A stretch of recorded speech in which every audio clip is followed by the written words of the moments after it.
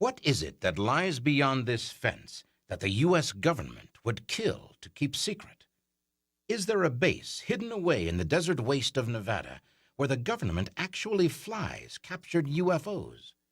Do Russian satellite photos reveal the amazing truth our own government won't let us see? Can this man's remarkable story really be true? Did he work on alien spacecraft and help to make them fly again? Could the U.S. government actually be working with alien beings in a super-secret desert complex known only as Area 51? We'll attempt to penetrate the wall of secrecy. One of the most intriguing mysteries in the field of modern UFO research can be found not in the sky or in outer space, but in the Nevada desert, in a region identified on the maps only as Area 51. There, in the vicinity of the dry bed of Groom Lake, this complex reportedly operates day and night, seen by countless witnesses and photographed time and again. And if the rumors about it are true, this installation is the hiding place of one of the most amazing secret projects of this or any other century. And clearly there are secrets of some kind in this mysterious complex, because according to official government maps of the region, the entire installation simply does not exist. Why is this desert base such a secret? Is the truth about its purpose related to the continual sightings in the area of UFOs? After the Lazar story broke, the UFO watchers came here and discovered this land. They came here in four-wheel drives to overlook this secret base. In a recent interview, Robert Lazar claimed he was employed between 1988 and 1989 as a research specialist at a hidden base even more secret than the Groom Lake installation. When I went to work, I was flown from McCarran Airport in Las Vegas to Area 51. From Area 51, I was bused to an even more highly secure facility located about 15 miles south of Area 51 called S4. S4 is situated at the base of the Papoose Mountains by the Papoose Dry Lake bed. The S4 installation is built into the mountain, and the 9 hangar doors are angled at about 60 degrees. These doors are covered with a sand-textured coating to blend in with the side of the mountain and the desert floor. According to Bob Lazar, it was in this hidden base that he worked on disc-shaped flying craft that were based on technology given to mankind by beings from another planet. Not only did I read briefings, and not only was I taught the theories of these technologies, but they were demonstrated for me, and I know they are true and accurate. Lazar went on to claim that there are several fully working flying discs at the S4 facility, but only one on which he personally worked. Because of its sleek appearance, I nicknamed it the Sport Model. The Sport Model is about 16 feet tall and 40 feet in diameter. The center level of this disc also houses the control consoles and seats, both of which were too small and too low to the floor to be functional for adult human beings. If the story Lazar tells is true, then this design is no mere fantasy, but a reality, and proof positive that Earth has been visited by intelligent beings from another planet. Could the U.S. government actually have one or more UFOs in their possession and kept such a secret from the public and the press for almost 50 years? And if the story has already been told, why is the government still taking such extraordinary measures to try and keep the base hidden? According to this research by the Salt Lake Tribune in September of 1993, Air Force Secretary Sheila Widnall requested control over nearly 4,000 acres of publicly owned land out in the Nevada desert in the Nellis Range Complex. Glenn Campbell has dedicated the last few years to breaking the wall of secrecy around Area 51 and the mysterious base at Groom Lake. Area 51 is a small block of land that is simply the best known of the secret areas of the Nellis Air Force Range Complex. Behind that, we have vast areas of desert. Until the early 1980s, it was actually possible to drive up to the Groom Dry Lake bed and look across and see the base in the distance. It was a secret base, but an open secret. In the mid-1980s, the military seized an entire mountain range, the Groom Mountain Range, to keep Soviet spies from looking down on this base. At that point, the base became non-existent. It disappeared from USGS maps, and ever since then, the government has refused to refer to the base in any manner or form. What could be on this installation that would merit such strong measures? Does anyone outside of the base really know what kind of work is being done there? We should all remember that the U-2 spy plane was flying out of Area 51 for many years. The same is true of the Blackbird SR-71 and the stealth fighter. They were all flying for many years before we heard about them. But will the government use deadly force to keep citizens from simply seeing airplanes take off and land? It has, I'm told, surface-to-air missiles in case planes fly over that aren't welcome there. We were pursued dangerously by this helicopter. Another airplane will be scrambled to intercept him and force him out of the area, or he'll be shot down. Can security measures be taken too far? And what happens when one side or the other crosses the line? We'll find out when UFO Diaries returns. Whatever may be happening at Area 51, it seems certain that the high security is not to keep people from wandering into some area where they could be hurt. It is designed specifically to protect whoever or whatever is inside the complex at Groom Lake. What's going on here? I'm sorry, the road's blocked. Let's move it on, please. Isn't this public land? Could you please move on? They're prepared to use whatever force necessary to keep the people as far away as possible from this area. Norio Hayakawa says he has witnessed firsthand the aggressive security measures at Area 51. In 1991, I led an investigative group from Southern California, including some journalists, to this area. And after we witnessed what I believe was some type of a test flight or possibly a maneuvering of these objects, I was leading a caravan of 7 cars on this dirt road. Suddenly, a black military helicopter with no insignia came over and approached our cars, came in front of our cars, almost about 10 to 15 feet above our cars. But if Norio Hayakawa and other curiosity seekers trespassed on military property, could they not have expected to be confronted, even arrested? At no time were we trespassing the military area. We were well away from the military zone, and we were on public land. We had every right to be on public land, but yet we were harassed by this military helicopter dangerously. If this is true, if the military will even pursue civilians on public lands 10 miles away from the installation, haven't they overlooked the fact that this secret base is still easily visible from the air? Would it not be a simple matter to fly low over the complex and see exactly what kind of work is being done there? Retired Air Force Colonel Wendell Stevens doesn't think so. The airspace over the Nellis Range is highly restricted. Even military pilots on exercise here are forbidden to overfly this zone. If a pilot happens to stray into one of these restricted areas, It could mean the end of their career. if he continues to fly in this restricted area, he'll be ordered to leave immediately and will be given vectors to leave the area by the shortest route. If he doesn't respond, another airplane will be scrambled to intercept him and force him out of the area. If you as a civilian pilot were to fly into Groom Lake, certainly you can lose your pilot's license. Or he'll be shot down. For 40 years, it has been the location of choice for testing black projects. The most secret projects in the world that our military is looking into, that's where they go. I mean, it's perfect for that. It's ringed by mountains. It's in the middle of nowhere. It has, I'm told, surface-to-air missiles in case planes fly over that aren't welcome there. It has motion detectors in the ground. It has ammonia detectors that can sense the smell of ammonia in human skin. It has surveillance cameras to see who's looking down on the base. So it is an extremely secure location. Of course, these kinds of security measures have been taken in the past around top-secret military installations. Could it be the next generation of high-tech weaponry is currently being tested? Particle beams, high-powered lasers, or space weapons? Or could it be something else entirely?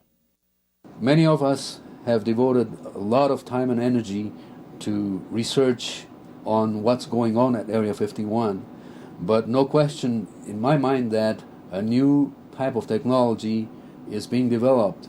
We have seen aircraft over there at Area 51 above the Groom Mountains that definitely resemble what's known as flying discs or flying saucers. In the UFO research field, a growing number of experts are making claims that secret government projects at the Groom Lake facility are somehow related to technology brought here from another planet. Now, whether or not this incredible-sounding claim is true, one thing seems very certain. Witnesses have seen some kind of aircraft at Groom Lake that appears to be nothing made by human designers. Have people actually seen UFOs around Area 51? What about photographs, videotapes, or film of these objects? Some amazing eyewitness reports when UFO Diaries return. Hundreds of UFO watchers regularly drive out into the Nevada desert, across public land, and make their way up to the top of Whiteside Mountain or Freedom Ridge to try and catch a glimpse of what they believe to be a captured vehicle from another world. In one of our expeditions to Area 51, one of our members succeeded in taking rather remarkable footage of what appears to be a disc-shaped object over Groom Lake itself. It didn't behave like any conventional aircraft I've ever seen, no sound whatsoever. But the remarkable thing is that in other occasions we have seen the zigzag maneuvering of this type of aircraft, sometimes almost a 75-degree turn and sudden descension and ascension. Could this really be a vehicle from another planet that fell into human hands? A consistent story that comes up from a lot of workers is that a craft was brought here around 1953 and that actual live aliens were brought here about that same time. Well, the Russians have been taking pictures of Area 51 for many years. Stalin had an intense interest in UFOs, and one of the things he wanted to know about was Roswell. And the conclusion they came up with was something really did crash there, that it wasn't a weather balloon, and it wasn't anything of earthly origin. They didn't know exactly where it came from, but they knew it wasn't ours and it wasn't theirs, and this was something that was of monumental importance that needed to be studied. Of course, these claims are still nothing more than hearsay and rumor, without more evidence to support them. Does such proof exist? All the stories that float around this place are as much a mystery to workers as they are to us. Where exactly did these stories of captured UFOs at Area 51 originate? The folks who run Area 51 won't admit that it exists. There was a federal lawsuit that was just tossed out a few days ago in which they just wanted to know the name of the base, and they fought it tooth and nail and now don't have to reveal the name of it. If you work in a secret area like this, you come to work on jets from Las Vegas with the window shades down. Upon arrival at Groom Lake, you're bussed in buses with blacked out windows directly to your workplace. You see nothing more than the hangar or the few buildings that you happen to work in. That's the interesting dichotomy. The Russians can fly over it and take pictures, but we, the people who foot the bills for the place, aren't supposed to know about it. In 1988, a Russian satellite took a remarkable photograph over Area 51. Notice the object highlighted at the end of the runway. It's positioned at the same position as if it were about to take off. As unusual as the object in the photograph may be, it is hardly proof of a captured alien technology. Where is the real proof of these astounding claims? Bob Lazar paints a scenario where the craft has an anti-gravity reactor or a gravity reactor that produces a wave of gravity to counteract Earth's. If you're inside this craft, it has no seat belts because to you inside the craft, it is always upright at natural gravity. Could it be that the mysterious craft seen over Area 51 were not recovered at UFO crash sites? Is it possible that our government has been working secretly with an alien civilization? Are we on friendly terms with beings from another planetary system? The most startling revelations are yet to come when UFO Diaries returns. If true, Robert Lazar's claim that he worked on a full-scale flying version of this craft could well be the most important news story of the century. But what about the story behind this supposedly alien technology? How did it come to be in human hands? According to Lazar, during his stay at Area 51 and S4, he was given information which, if true, would constitute undeniable evidence of intelligent life on other planets. In Lazar's video interview, he claims that while at the super-secret S4 facility, he was shown official briefing documents stating that the beings who gave us the secrets of the flying saucer came from the Zeta Reticuli system, 35 light-years from Earth. The beings are 3 to 4 feet tall and weigh 25 to 50 pounds. They have grayish skin and large heads with almond-shaped wraparound eyes. These beings said that they had been visiting Earth for a long time and presented photographic evidence which they contended was over 10,000 years old. There was an exchange of hardware and information in Central Nevada until 1979, at which time there was a conflict which brought the program to an abrupt halt.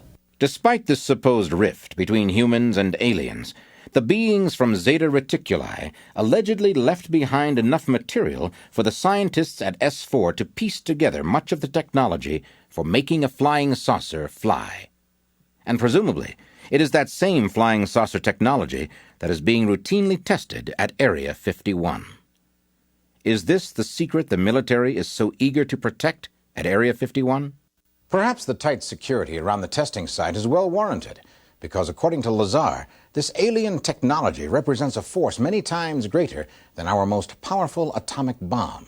Lazar says he witnessed the operation of the ship's power source and that it made use of the enormous energy made possible by antimatter.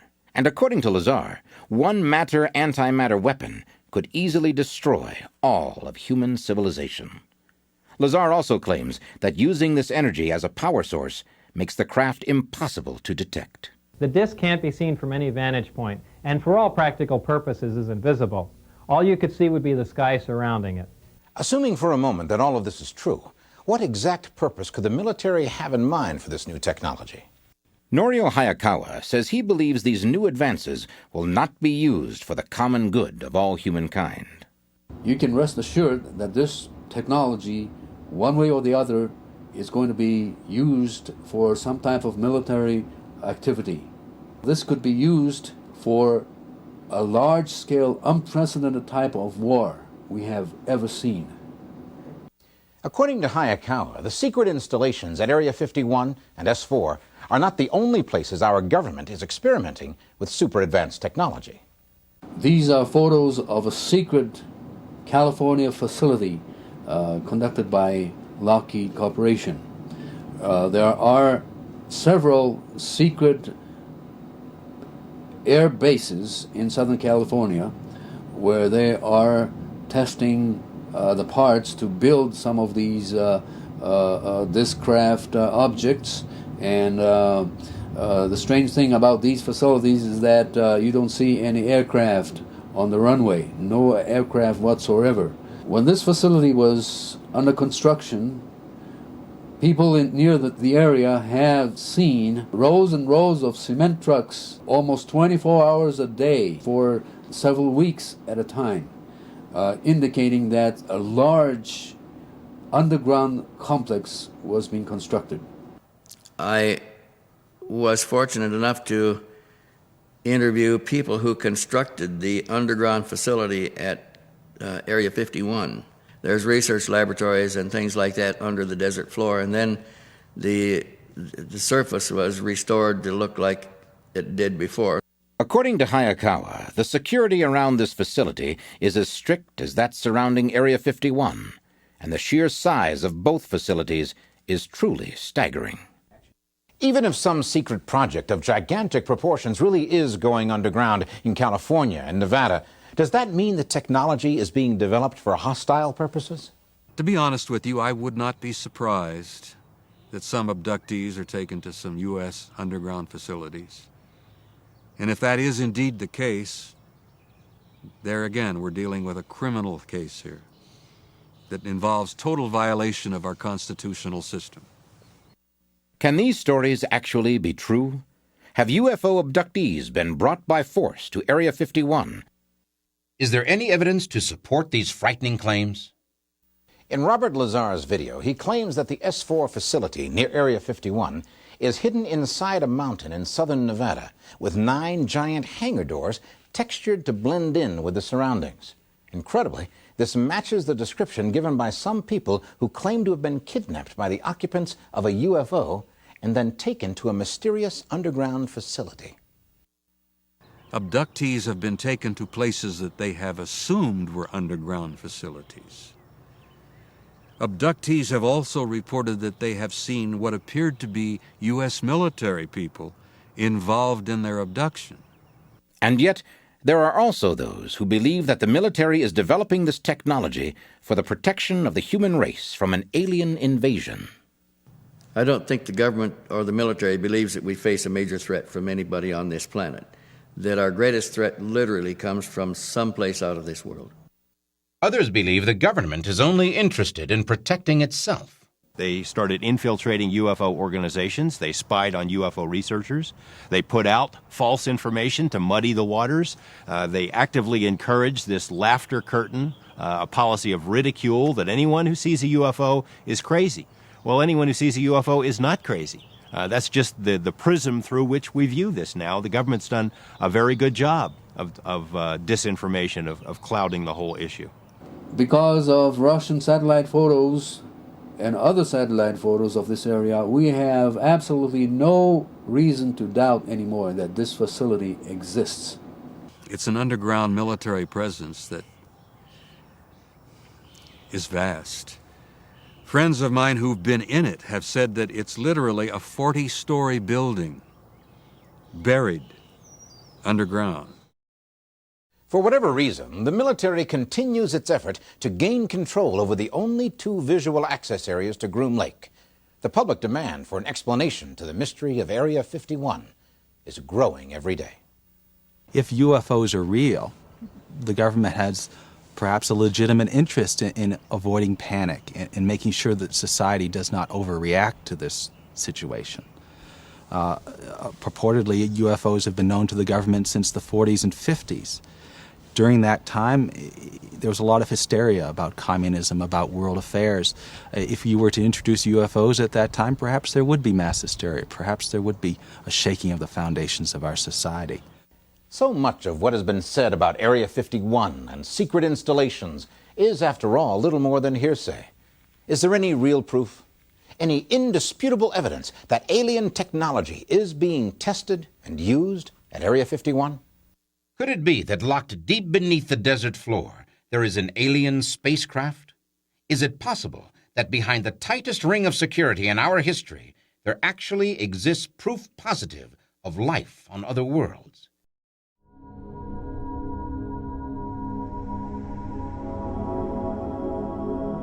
We'd like to ask for your input. Share your opinion and expertise with us in the comments after watching the video. If you're a subscriber, you'll always get a heart from us as a small thank you, and we'll pin your important post to the top where everyone will read it first. Just make sure you've already subscribed, like the video, and mention both at the beginning of your comment.